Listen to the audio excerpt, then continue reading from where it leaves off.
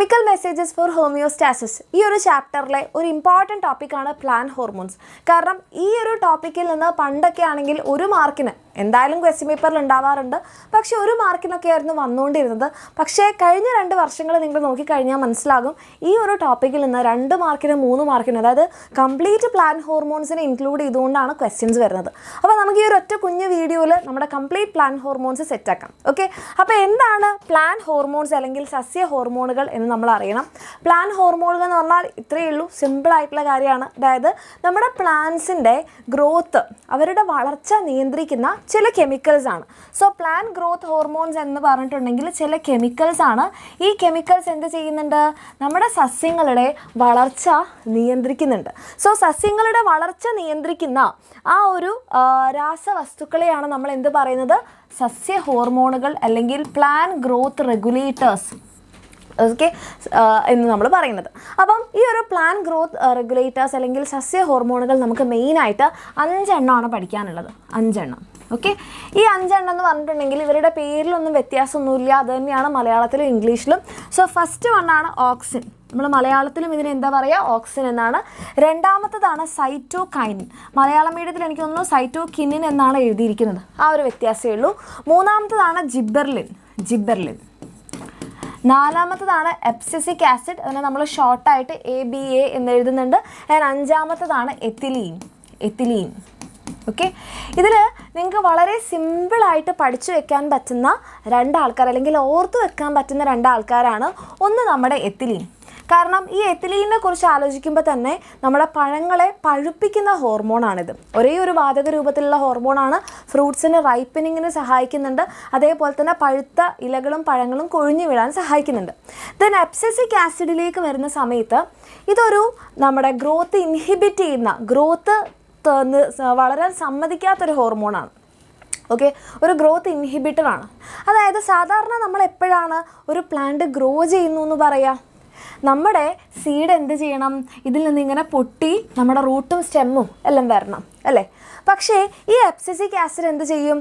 ഈ ഒരു സാധനങ്ങൾ വരാൻ സമ്മതിക്കില്ല, അതിനെ അങ്ങനെ തന്നെ ഉറക്കി കിടത്തും. അതിനെയാണ് നമ്മൾ ഡോർമെൻസി എന്ന് പറയാം. ഓക്കെ, ഗ്രോത്ത് ഇൻഹിബിറ്റ് ചെയ്തിട്ട് നമ്മുടെ സീഡിൻ്റെ ഡോർമെൻസി അല്ലെ എംബ്രിയോൻ്റെ ഡോർമെൻസി പ്രൊമോട്ട് ചെയ്യുന്ന ആളാണ്. ഈ ഒരു ഹോർമോണിൻ്റെ അളവ് കൂടുതലായി കഴിഞ്ഞാലും നമ്മുടെ വിൽട്ടിങ്, നമ്മുടെ ഇലകളും പഴങ്ങളൊക്കെ കൊഴിഞ്ഞു വീഴാൻ സഹായിക്കുന്നുണ്ട്, അതിന് കാരണമാകുന്നുണ്ട്. ദെൻ ബാക്കിയുള്ള ഓരോന്നിൻ്റെയും മിസ് പറഞ്ഞുതരാം. അപ്പോൾ ആദ്യം നമുക്ക് പറയാനുള്ളതാണ് നമ്മുടെ ഓക്സിൻ എന്ന് പറയുന്ന ഹോർമോൺ. അപ്പോൾ ഓക്സിൻ എന്ന് പറയുന്ന ഹോർമോണിനെ പഠിക്കാൻ നിങ്ങളൊരൊറ്റ പിക്ചർ കണ്ടാൽ മതി. ഒന്നാമതായിട്ട് ഇതെന്താണ്? നമ്മുടെ ടെർമിനൽ ബഡാണ് അല്ലെ, അഗ്രമുകുളങ്ങളാണ്. അപ്പോൾ ഈ ടെർമിനൽ ബഡിൻ്റെ ഗ്രോത്തിന് ആര് സഹായിക്കുന്നുണ്ട്? നമ്മുടെ ഓക്സിൻ സഹായിക്കുന്നുണ്ട്. അപ്പോൾ ടെർമിനൽ ബഡിൻ്റെ ഗ്രോത്ത്, ഓക്കെ, ടെർമിനൽ ബഡ് അതേപോലെ തന്നെ നമ്മൾ എന്ത് പറയും? അഗ്രമുകുളങ്ങളുടെ വളർച്ചയ്ക്ക് സഹായിക്കുന്ന ഹോർമോണാണ് ഓക്സിൻ. രണ്ടാമതായിട്ട് ഫ്രൂട്ട് ഫോർമേഷൻ, ഓക്കെ, പഴങ്ങളുടെ രൂപീകരണത്തിന് സഹായിക്കുന്ന ഒരു ഹോർമോൺ കൂടിയാണ് നമ്മുടെ ഓക്സിൻ. ഫ്രൂട്ട് റൈപ്പൻ ചെയ്യാനല്ല, അതാരാണ്? നമ്മുടെ എത്തിലീനാണ്. ഇത് ഫ്രൂട്ട്സ് ഫോം ചെയ്യാൻ കാരണമാകുന്നതാണ്. ആൻഡ് ലാസ്റ്റ് വൺ നമ്മുടെ സെൽ ഗ്രോത്ത്, നമ്മുടെ കോശങ്ങളുടെയൊക്കെ വളർച്ച അതേപോലെ തന്നെ അവരുടെ എലോങ്ങേഷനൊക്കെ സഹായിക്കുന്ന ആളാണ്. സെൽ ഗ്രോത്തും സെൽ എലോങ്ങേഷനും കാരണമാവുന്നുണ്ട്. ഇത് ക്ലിയർ ആയോ? ഓക്കെ, ഓക്സിന് നമ്മൾ പറയുന്നത് ടെർമിനൽ ബഡ് അല്ലെങ്കിൽ അഗ്രമുകുളങ്ങളുടെ വളർച്ച, ഫലരൂപീകരണം, അതേപോലെ തന്നെ സെൽ ഗ്രോത്തും സെൽ എലോങ്ങേഷനും സഹായിക്കുന്നുണ്ട്. ഓക്കെ, ഇനി അടുത്ത ആളാണ് ഇതെന്താണ്? നമ്മുടെ കുഞ്ഞ് ഇലകളൊക്കെ ഇങ്ങനെ വിരിയാണ് അല്ലേ? ഇല വിരിയാൻ സഹായിക്കുന്ന അല്ലെങ്കിൽ സ്പ്രൗട്ടിങ് ഓഫ് ന്യൂ ലീവ്സ്, പുതിയ ഇലകൾ വിരിയാൻ സഹായിക്കുന്ന ഒരു ഹോർമോൺ, അതാണ് നമ്മുടെ ജിബെർലിൻ. ഓക്കെ, ജിബെർലിൻ എന്ന് പറയുന്നത്. ആൻഡ് ജിബെർലിന് വേറൊരു ഫംഗ്ഷനും കൂടി ഉണ്ട്, നമ്മുടെ സീഡ് ജെർമിനേഷൻ അല്ലേ? നമ്മൾ മണ്ണിലൊരു വിത്തിട്ട് കഴിഞ്ഞാൽ അതെന്ത് ചെയ്യണം? അതിൽ നിന്ന് ഇങ്ങനെ നമ്മുടെ ഈ ഒരു ഇലയൊക്കെ വരണം, അതേപോലെ അതിൽ നിന്ന് റൂട്ടൊക്കെ വരും അല്ലേ? ഇതിനെയാണ് നമ്മൾ എന്ത് പറയുക?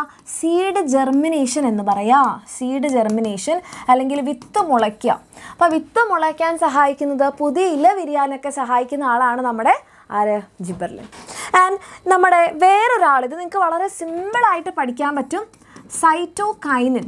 ഇതിനെ നമ്മൾ കൈനിൻ എന്നാണ് പറയുക കേട്ടോ, പക്ഷേ മലയാളം മീഡിയത്തിൽ എനിക്ക് തോന്നുന്നു സൈറ്റോകിനിൻ എന്നാണ് എഴുതിയിരിക്കുന്നത്. അപ്പോൾ എൻ്റെ മക്കൾ ഈ ഒറ്റ കാര്യം പഠിച്ചാൽ മതി. സൈറ്റ് എന്ന് പറഞ്ഞാൽ സെല്ലാണ്.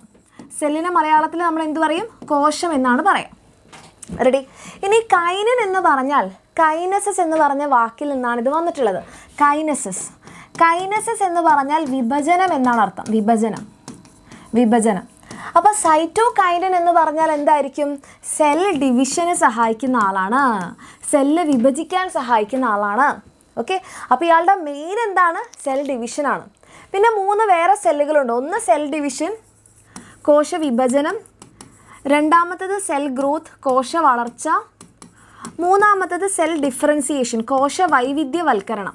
3 C ആണ്, അല്ലെങ്കിൽ 3 കോശങ്ങൾ വെച്ചിട്ട് വരുന്നതാണ്. Cell growth, cell division, cell differentiation, കോശ വളർച്ച, കോശ വിഭജനം, കോശ വൈവിധ്യവൽക്കരണം. നമ്മുടെ 4ാമത്തെ ആൾ കണ്ടോ, പച്ചയായിരുന്ന തക്കാളി പഴുത്ത് വരികയാണ്. ഇങ്ങനെ പഴങ്ങളെ പഴുപ്പിക്കുന്ന ആളാണ് നമ്മളുടെ എത്തിലീൻ എന്ന് പറയുന്ന ഹോർമോൺ. കഴിഞ്ഞു. ഈ 5 ആൾക്കാരെ പഠിക്കാൻ എന്തെങ്കിലും ബുദ്ധിമുട്ടുണ്ടോ? നമ്മൾ ഏകദേശം 5 മിനിറ്റ് കൊണ്ട് എന്ത് ചെയ്തു? നമ്മുടെ ഈ 5 ഹോർമോൺസ് പഠിച്ചു കഴിഞ്ഞു.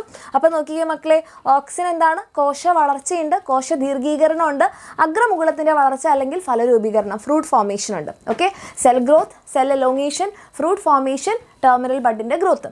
ദെൻ നമ്മൾ പഠിച്ചത് ആരായിരുന്നു? നമ്മുടെ ജിബർലിൻ അല്ലേ? നമ്മുടെ സ്റ്റോർഡ് ഫുഡായ സീഡിനെ ബ്രേക്ക് ചെയ്തിട്ട് സീഡ് ജെർമിനേഷൻ, വിത്ത് മുളയ്ക്കാൻ സഹായിക്കുന്നു. പുതിയ ഇല വിരിയാൻ, ഫോർമേഷൻ ഓഫ് അല്ലെങ്കിൽ സ്പ്രൗട്ടിങ് ഓഫ് ന്യൂ ലീവ്സ്, അതിനെ സഹായിക്കുന്നുണ്ട്. ദെൻ സൈറ്റോകൈനൻ എന്ന് പറഞ്ഞിട്ടുണ്ടെങ്കിൽ മലയാളത്തിൽ ഒരു സൈറ്റോകിനിൻ എന്നാണ് എഴുതിയിരിക്കുന്നത് കേട്ടോ. കോശ വളർച്ച, കോശ വിഭജനം, കോശ വൈവിധ്യവൽക്കരണം, cell growth, cell division, cell differentiation.